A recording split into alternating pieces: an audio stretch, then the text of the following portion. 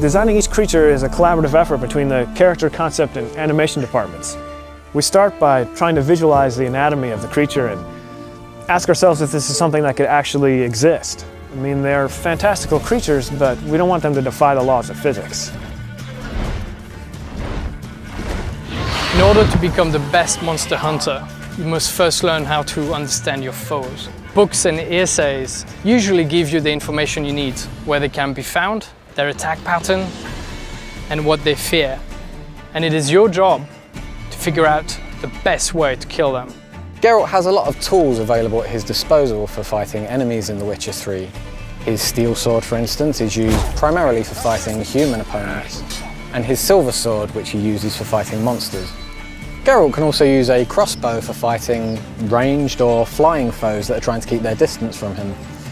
Crossbow is also very useful for fighting underwater against swimming monsters, such as the Siren.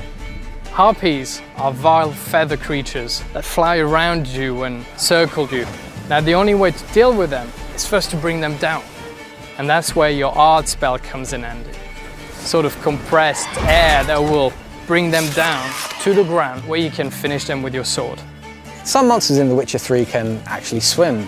These can attack the player while he's in the water and even go as far as attacking his boat.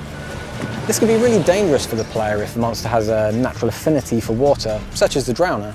Drowners are creatures that live in swamps and will snatch at anything that comes near their ponds. Now these particular creatures absolutely hate fire and they fear it. And that's where your Igni spell, a flame that bursts out of your hand, comes in handy. And that is the best way to kill them.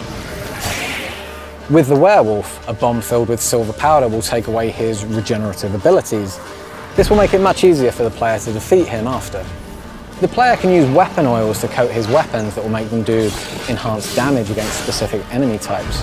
The real trick to using this, though, is to know when and where to use them, and that judgment is left up to the player based on his surrounding environment, the weather, and even territorial marks that other monsters may have left in the area.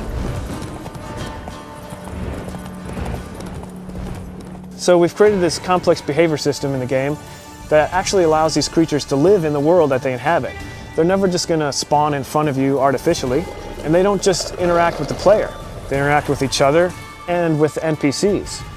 We've created a unique ecosystem that includes monsters, animals, and humans, all living together, fighting, trying to survive, and you are merely a spectator.